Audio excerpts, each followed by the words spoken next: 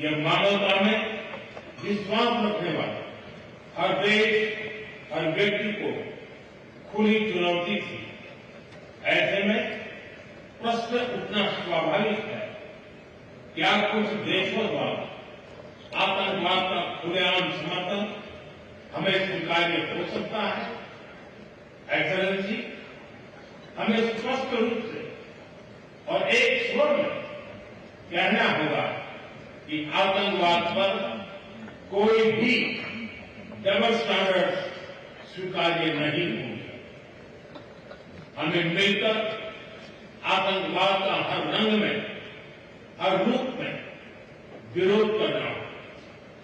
ये मानवता के प्रति हमारा दायित्व है।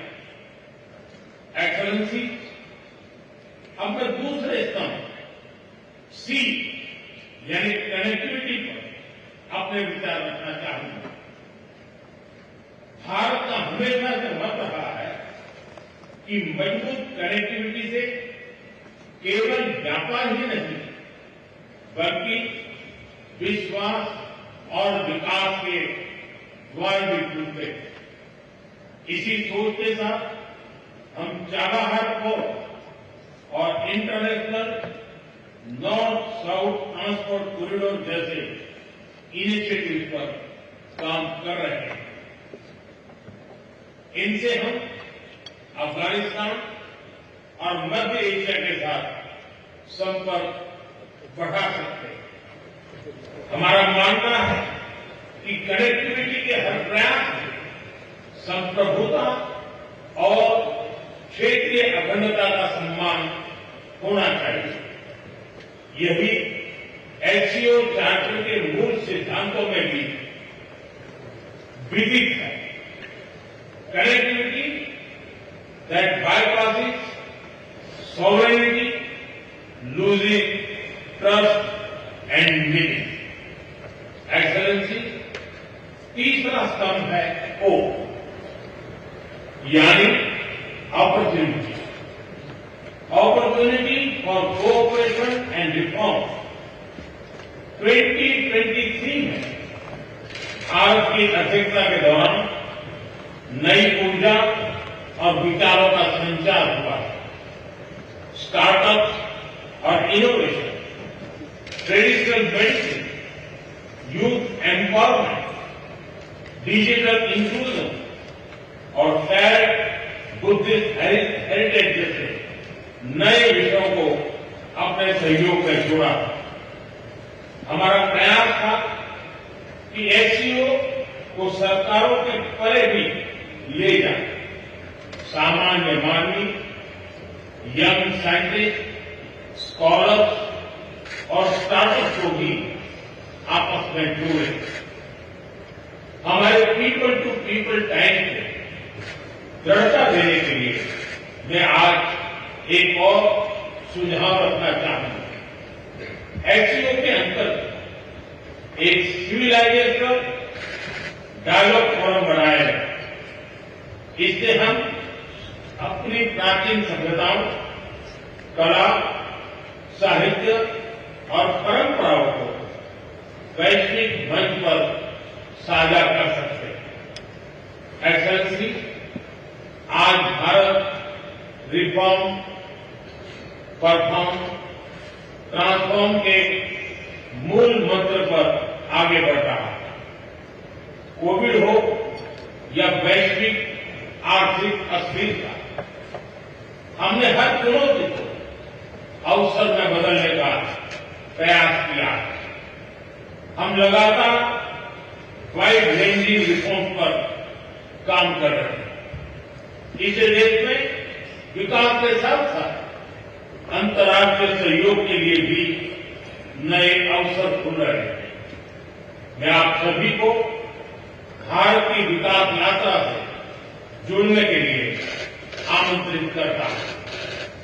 एक्सेलेंसी, यह खुशी की बात है कि एससीओ भी समय के अनुरूप इवॉल्व हो रहा है।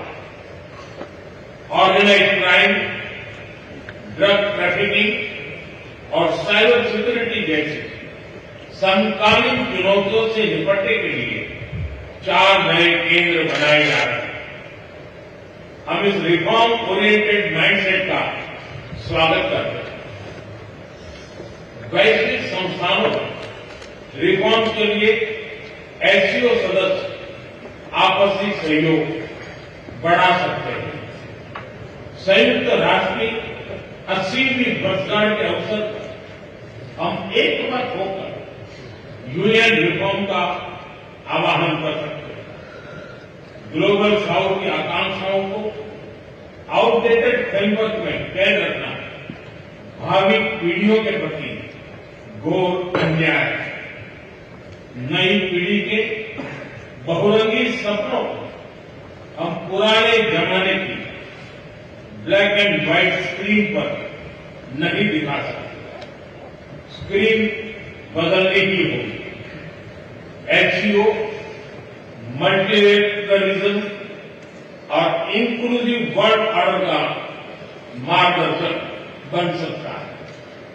मुझे खुशी है कि इस महत्वपूर्ण विषय पर आज एक स्टेटमेंट जारी किया जा रहा है।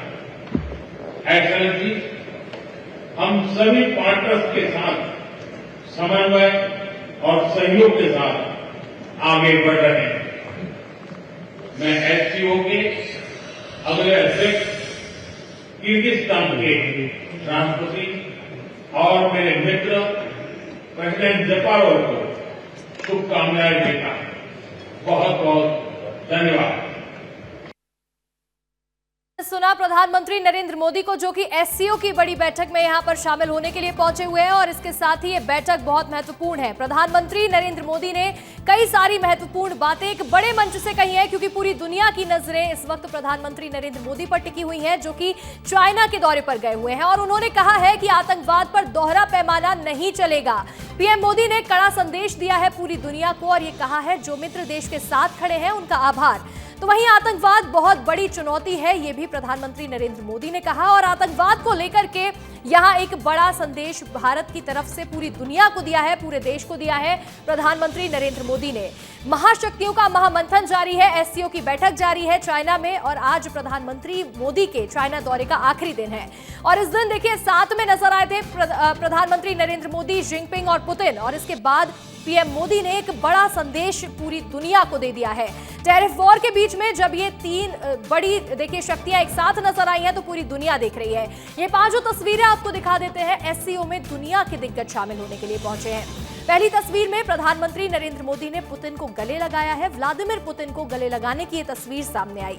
तो वहीं दूसरी तस्वीर देखिए जब प्रधानमंत्री पुतिन और जिनपिंग एक साथ एक मंच पर नजर आए हैं। तो वहीं ये तीन बड़ी शक्तियां हैं पूरी दुनिया की, जिस पर हर किसी की नजरें टिकी हुई हैं। इसके साथ ही एक मंच पर सभी बड़े दिग्गज नेता नजर आए हैं। तो वहीं एससीओ समिट में महाशक्तियां शामिल होने के लिए पहुंची हुई हैं। पाकिस्तानी पीएम को नजरअंदाज करते हुए जिस तरह से यहां प्रधानमंत्री नरेंद्र मोदी गए हैं उसकी भी तस्वीर वायरल हो रही है। ये पांचों ही तस्वीरें बहुत खास हैं, बहुत महत्वपूर्ण तस्वीरें हैं। एससीओ में दुनिया के दिग्गज नेता शामिल होने के लिए पहुंचे हैं। दुनिया भर की महाशक्तियां शामिल हुई हैं, जहां प्रधानमंत्री नरेंद्र मोदी ने अभी पूरी दुनिया भर को संबोधित किया है। और पीएम मोदी ने जो कहा वो पूरी दुनिया ने सुना है। आतंकवाद के खिलाफ खड़े हैं और जिन लोगों ने साथ दिया उनका आभार भी व्यक्त करते हुए प्रधानमंत्री नरेंद्र मोदी यहां संबोधित कर रहे थे। तो वहीं देखिए 7 सालों के बाद चीन दौरे पर पहुंचे हैं पीएम मोदी। शी जिनपिंग के साथ मुलाकात की, व्लादिमीर पुतिन के साथ मुलाकात की और इस दौरे की ये पांचों तस्वीरें बेहद खास है जो कि सामने आई है। पहली तस्वीर देखिए, प्रधानमंत्री नरेंद्र मोदी ने पुतिन को गले लगाया है, यानी कि बहुत साफ संदेश दिया जा रहा है कि रूस के साथ भारत खड़ा हुआ है और भारत के साथ रूस खड़ा हुआ है। तो वहीं दूसरी तस्वीर में पीएम पुतिन और जिनपिंग एक साथ नजर आए हैं। ये भी बहुत खास और बहुत मजबूत तस्वीर है।